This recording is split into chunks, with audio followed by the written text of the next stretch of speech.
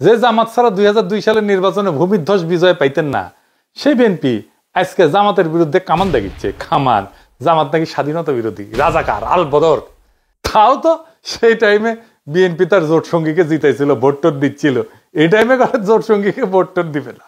বাংলাদেশে কিছু গান্ডু আছে, তাদের মধ্যে কিছু কিছু গান্ডু আছে যারা বিএনপি করে আর গল্লিক খায়। এই যে গল্লিক, এদের মাথার উপরে চাপিছে ততোধিক গান্ডু। এই গান্ডুগুলা পাবলিকের শান্টিং খায়, চান্দাবাজি আর ধান্দাবাজি করতে যায়, আর সেই রাগ ঝাড়ে আমার উপরে। ভাবতে এমন আমি তাদের ক্ষমতার বাড়া ভাতে ছাই দিছি। শোনেন ভাইজানেরা, ক্ষমতা ছেলের হাতের মোয়া না যে চাইলেই পাওয়া যায়। দিল্লি হনুজ দুরস্ত, আগে যান ক্ষমতা, তারপর কোয়েন যে আসিছি। যেই দলের নেতা কর্মীরা চান্দাবাজি কইরা টাকা কামায় আর চান্দাবাজি করতে না পারলে পেটে ভাত জোটে না, তারা আমার পেজে এসে লেদান, লজ্জা লাগে না? তারপরে আওয়ামী লীগের সাথে দল বেঁধে এসে লেদান। আমি কই নাই যে আপনারা চান্দা তুলে খান, আপনাদের দলের নেতাই কইছে। এই যে শুনেন, শান্টু শান্টু আপনাদের শান্টু মেরে দিছে, শুনেন। দল ক্ষমতা মেরেলে কিচ্ছু পাবেন না। এই কয়দিনে যা হয়েছে, গত এক বছরে ছোট ছোট চান্দাবাজি যা হয়েছে, এটা আমি হইতে দিছি। আমি কেন হইতে দিছি? এই জন্য দিছি যে 17 বছর আমার নেতা করবে কিছু খায় নাই। আপনাদের না বিন্দু মাত্র চক্ষু লজ্জা নাই, বিন্দু মাত্র কৃতজ্ঞতা বোধ নাই। যে পাতে খান সে পাতে হাগেন। 1975 15ই আগস্টে মুজিবরে ফুটা না করলে আপনাদের দলের জন্মই হইতো না। সেই 15ই আগস্টের বিপ্লবীদের বাঁচান নাই আপনারা। হাসিনা মামলা শুরু করেছিল, শেষ করতে পারেনি। আপনাদের টাইমে এসে জেলে রেখে দিচ্ছেন তাদের, যেন পরের টার্মে এসে ফাঁসি দিতে পারে, তাই করেছে। যে জামাত ছাড়া 2002 সালের নির্বাচনে ভূমিধ্বস বিজয় পাইতেন না, সেই বিএনপি আজকে জামাতের বিরুদ্ধে কামান দাগিচ্ছে। খামান জামাত নাকি স্বাধীনতা বিরোধী, রাজাকার, আল বদর। তাও তো সেই টাইমে বিএনপি তার জোট সঙ্গীকে জিতাইছিল, ভোট টোট দিচ্ছিল। এই টাইমে জোট সঙ্গীকে ভোট টোট দিবে না। যে সমস্ত জোট সঙ্গীকে তারা নমিনেশন দিচ্ছে, তাদের তো এলাকায় ঢুকতে দিচ্ছে না। জোনায়েত শাকের বিরুদ্ধে এখন ঝাড়ু মিছিল করছে।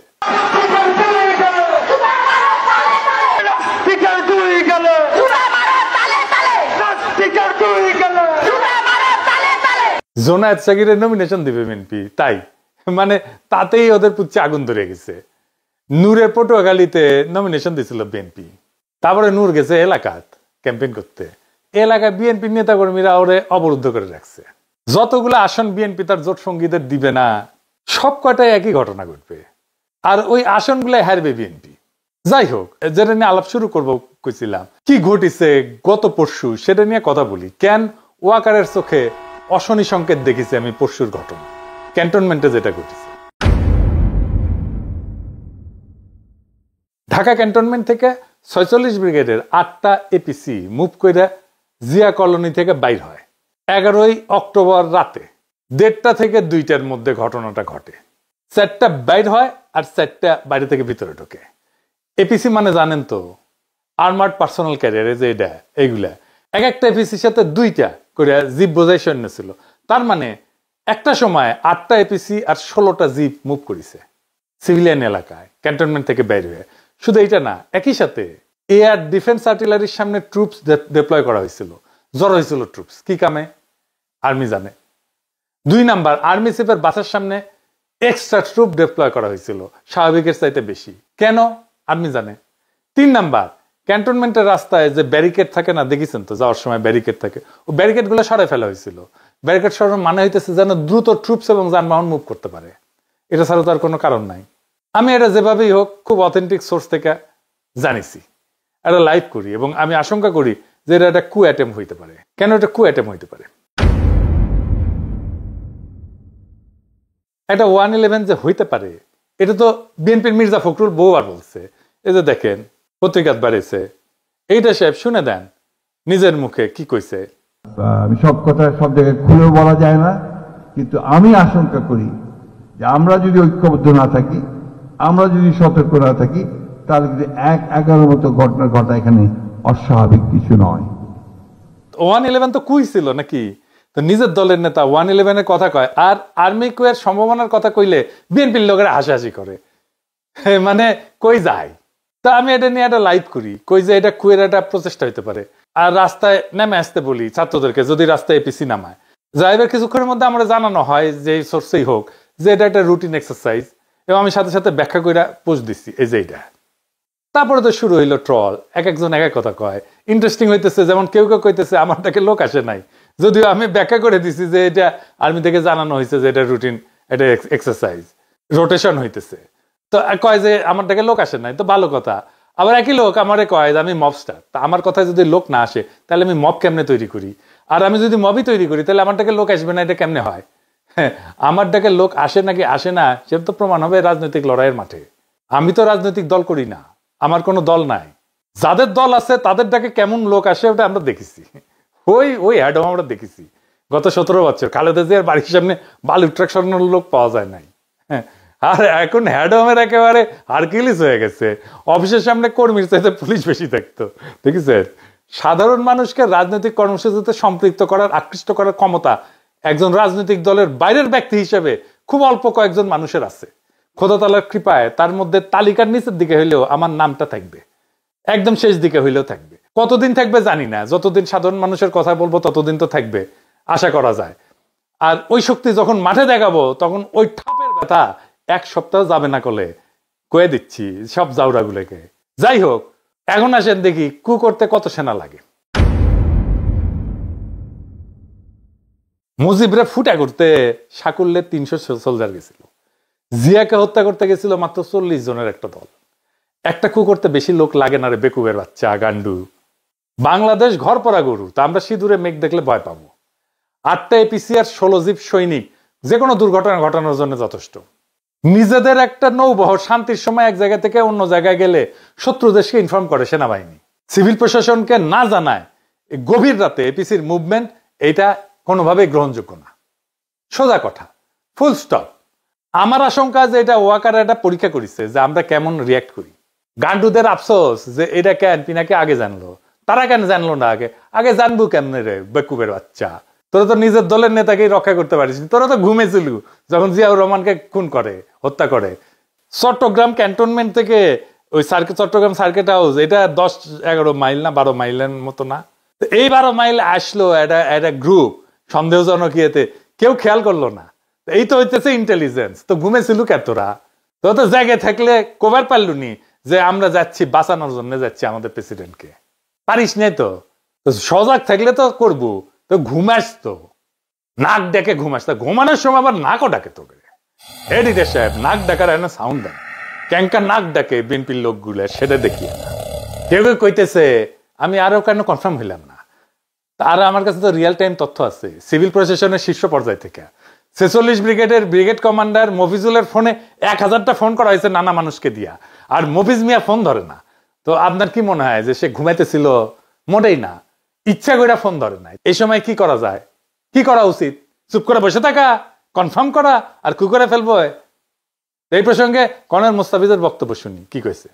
পিনাকি তাকে দেখছেন না একটা লাইভ করতে, যে 46 ব্রিগেডে একটা মুভমেন্ট হয়েছে। হ্যাঁ, this is a routine movement, but এটা প্ল্যান করে এখন নিয়ে আসা হয়েছে। কাদেরকে থামানোর জন্য? যে ছেলেগুলা রাস্তা নামছিল বলার জন্য যে এই যারা গুম খুনের সাথে জড়িত তাদেরকে পুলিশের কাছে হ্যান্ড ওভার করে দিতে হবে, তাদেরকে যেন জেনারেল ওয়াকার বাঁচাইতে না পারে। এটা কভার করার জন্য একটা চিকন বুদ্ধি করছে। মানে আমি এটা কেমনে জানলাম? আমি তো সবসময় এটা নিয়ে অনেকে ফান করে, যারা ওয়াকারের পালিত কিছু কুকুর আছে, কিছু হইলেই আইসা যুক্তিতর্ক বাইর হয়ে যায় আর কি, যেখানে সেখানে আমি লাইভ করি। ওই কুকুরগুলা তখন এই যে এই সুযোগটা নিছে আর কি, কুকুরগুলা দিয়া স্প্রেড করা যে সাপও মারলো লাঠি মানে ভাঙলো না, কি যে এই এপিসি মুভমেন্টটা ইচ্ছা করে এই টাইমে করা হয়েছে যেন এটা একটা থ্রেট হয়। সবাই যে গরম হয়েছে, আমি জাস্ট ভারমন্টের দিকে আইসা আলবেনিতে লাঞ্চ করার জন্য রেস্টুরেন্টে উঠছি, সাথে সাথে 4-5 জন আমাকে ফোন করছে যে এই হইতেছে, হোয়াট ইজ দ্য নিউজ। আমি কয়েকজনের কাছে নিউজ দিলাম, তাদেরও কোনো রেসপন্স পেলাম না। অবশ্যই মনে হলো এরকম একটা হলে তো আমার 1-to-1 জানার কথা। হ্যাঁ, গ্যারান্টি। এই যে 46 যে মুভমেন্ট হচ্ছে বিদ্রোহীদের কাছে চলে গেছে, এটি হচ্ছে মেইন জিনিস। এটা থেকে শিক্ষা গ্রহণ করতে হবে আমাদের জেনারেল ওয়াকারুজ্জামান, যে আপনি ইচ্ছা করলে কিছু একটা করলে পার পাবেন না, এটা ভালো মতোই জানেন। বিএনপির গান্ডুগুলারে কই, শহীদ প্রেসিডেন্ট জিয়াউর রহমান ডিফ্যাক্টো এবং ডি জুরো মিলায় ক্ষমতায় ছিলেন 5 বছর 6 মাস 23 দিন। কয়া দিলাম, লিগে রাখেন। এর মধ্যে কু হয়েছে কয়টা জানেন? 19টা। শেষবার কু করছিল 24 ইনফ্যান্ট্রি ডিভিশনের জিওসি মেজর জেনারেল মঞ্জুর, যিনি একসময় জিয়ার অত্যন্ত ঘনিষ্ঠ মিত্র ছিলেন। সেইবার আর উনি সার্ভাইভ করতে পারেন নাই। কয়েক মাস পর পর একটা করে কু হইতো। গোয়েন্দা সংস্থা থেকে কিন্তু জিয়া রহমানকে সতর্ক করা হয়েছিল, কর্ণপাত করেননি। অ্যান্থনি ম্যাসকারেনাসের মতে জিয়া ব্যক্তিগতভাবে মঞ্জুরকে গভীর সম্মান করতেন। চট্টগ্রাম ক্যান্টনমেন্টের সৈনিকদের অস্বাভাবিক মুভমেন্টের কথা জিয়াকে জানানো হয়েছিল, কিন্তু উনি গুরুত্ব দেন নাই। সম্ভবত আগের কুগুলো কাউন্টার করতে পেরে কনফিডেন্স বেড়ে গেছিল ওনার। পরের ইতিহাস তো আমাদের জানা। এরশাদের সময়ও কমপক্ষে 7টা কু হয়। রওনক জাহানের এই বই বাংলাদেশ প্রমিস অ্যান্ড পারফরমেন্স, এইটাতে 7টা কুয়ের কথা বলা আছে। 11-তে তো আবার কু হয়। বিএনপি সরকারের ইয়াজউদ্দিনের ক্ষমতা কেড়ে নেওয়া হয়, সে তত্ত্বাবধায়ক সরকারের প্রধান ছিল। যেই দলের প্রতিষ্ঠাতা প্রধান আর্মি চিফ হয়ে জীবন হারাইলেন, নিজেদের অসংখ্য কর্মী 15 বছর জীবন দিলেন, তারা কুনিয়া সতর্কনা থেকে গুজব বইলা উড়াই দিয়া খুব রাজনৈতিক প্রজ্ঞা দেখাইতেছে, যেন বা তাদের কোনোদিন কিছু হয় নাই। বিএনপি কুয়ের ফলে শুধু প্রতিষ্ঠাতার জীবনই হারায় নাই, 2-3 বার ক্ষমতা হারাইছে। প্রেসিডেন্ট সাত্তার নির্বাচিত সরকার ছিল, তারে কু করে কে হটাইছে? এরশাদ হটাইছে। তো বিএনপি সরকার কুয়ের মাধ্যমে তো হটাইছে। আব্দুর রহমান বিশ্বাসের সময় কু করার চেষ্টা করছিল জেনারেল নাসিম। 2007 সালে জেনারেল নাসিমকে তো ভালোবেসে বিএনপি তারে আর্মি চিফ বানাইছিল। তো তারপরে তারেক রহমানকে দইরা নির্যাতন করছে কে? আর্মি করছে তো নাকি?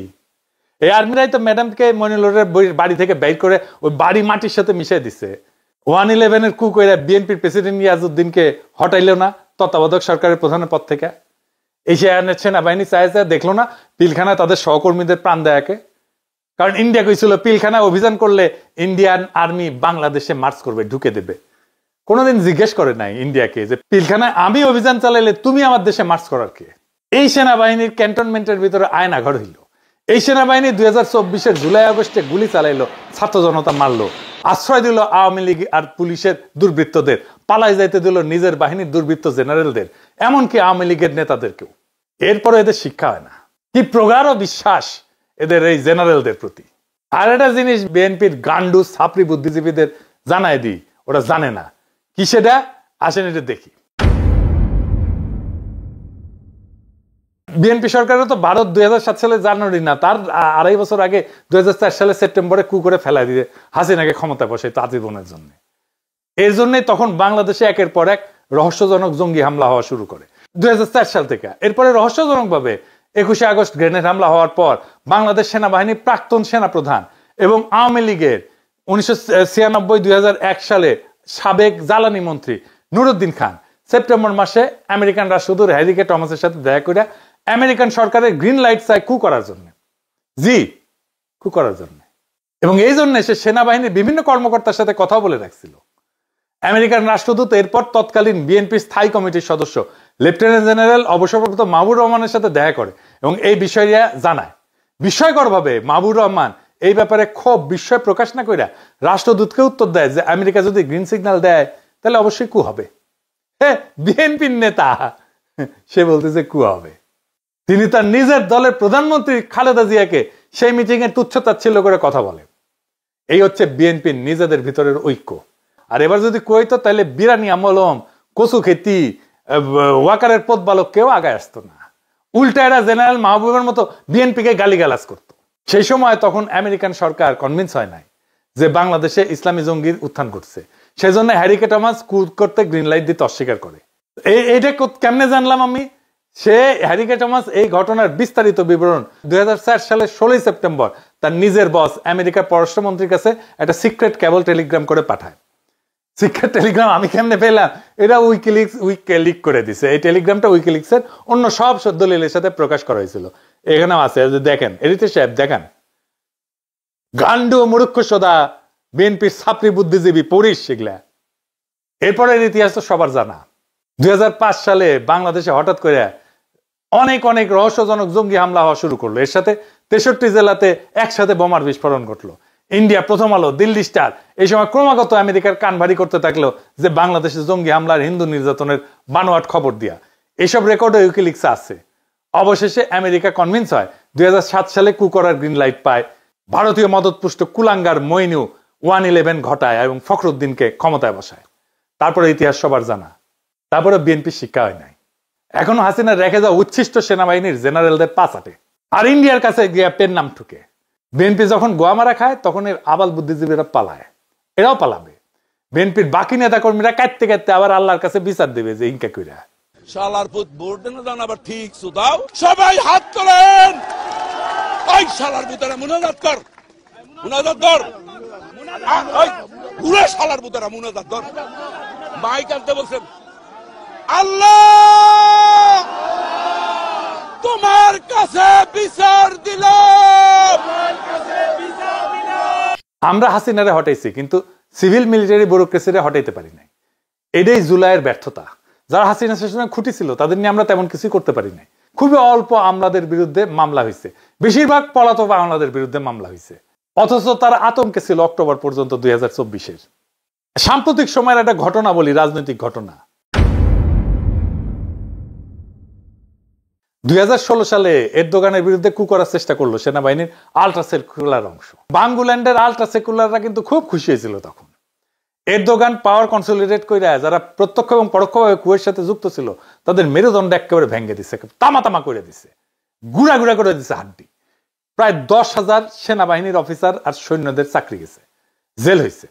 তদন্তে 20 লাখ লোককে জিজ্ঞাসাবাদ করা হয়েছে। সিভিলিয়ান আমলা সহ 1.5 লাখ লোকের চাকরি গেছে, জেল হয়েছে। এত লার্জ স্কেলে সিভিল মিলিটারি ব্যুরোক্রেসির পার্জিং আধুনিক কালে আর কোথাও হয় নাই। বাংলাদেশে এই একই কাজ করার দরকার ছিল। বাংলাদেশের মানুষের বিরুদ্ধে অপরাধ করার জন্য বাংলাদেশের সিভিল আর মিলিটারি ব্যুরোক্রেসির এভাবেই সাইজ করতে হইতো। খোদা তাআলা যদি তৌফিক দেন এই কাজ করবো। দরকার হলে এরদোগান যে প্রসিকিউটর দিয়ে এইভাবে সাইজ করেছিল তারে হায়ার করে নিয়ে আসবো বাংলাদেশে ইনশাল্লাহ। আমরা জানি 3 দিন আগে আইসিটি ওয়ারেন্ট ইস্যু করার পরে আর্মির টপ ব্রাস ক্ষুব্ধ এবং সম্ভবত শঙ্কিত। এই অবস্থায় আর্মির এত বড় একটা ট্রুপ মুভমেন্টের উপরে আমাদের নজর রাখতেই হবে দেশের স্বার্থে। এই মুভমেন্টে কোনো মিলিটারি চেষ্টা প্রস্তুতি হোক বা না হোক, সিভিল অ্যাডমিনিস্ট্রেশনকে এই মুভমেন্টের আগাম খবর না দেওয়াটা নিয়মের ব্যতিক্রম। এই মুভমেন্ট অত্যন্ত অস্বাভাবিক। যদি হঠাৎ দেখি যে একটা মিলিটারি কুশ শুরু হইতে চলতেছে, আমরা আমাদের সাধ্যমতো সেই কুকে ঠেকানোর চেষ্টা করব দেশের সাধারণ মানুষের সম্মিলিত শক্তি দিয়া। পারি না পারি অন্য কথা, বড়সড় কিছু ঘটার আগেই প্রিএমটিভ মেজার হিসাবে যা যা পদক্ষেপ নেওয়ার তা নিব। আপনারা এইটা বুঝে দেখেন কিভাবে আওয়ামী লীগ, বাকশালী আর বিএনপি আর কচু খেতি ওয়াকারের পদ বালক একই সাথে আমার পিছে লাগে, একই সাথে। তার মানে এদের একটা ঐক্য আছে। ইন্ডিয়া, বাকশালী, আওয়ামী লীগ, ওয়াকারের পদ বালক, এরা সব এক গোয়ালের গরু। আমাদের ছাত্র জনতা জুলাই বিপ্লব করে হাসিনার ফ্যাসিস্ট শাসনের পতন ঘটাইছে। মনে রাখবেন, আমাদের ক্ষমতা আছে কু ব্যর্থ করার। আমরা নিশ্চিত আমরা যারা সবাই জুলাই বিপ্লবকে অন করি, আমাদের দায়িত্ব হবে যদি আদৌ তেমন কোনো ষড়যন্ত্র হয়ে থাকে এবং ভবিষ্যতে কখনো কুয়ের পরিকল্পনা হয়ে থাকে, তার বিরুদ্ধে সর্বশক্তি দিয়া রুখে দাঁড়ায় সেটাকে ব্যর্থ করে দেওয়া। এই কু ব্যর্থ করার লড়াইও হবে আমাদের বিপ্লবের অংশ। এই বিপ্লবকে রক্ষা করার দায়িত্ব আমাদের সবার। ইনকিলাব জিন্দাবাদ।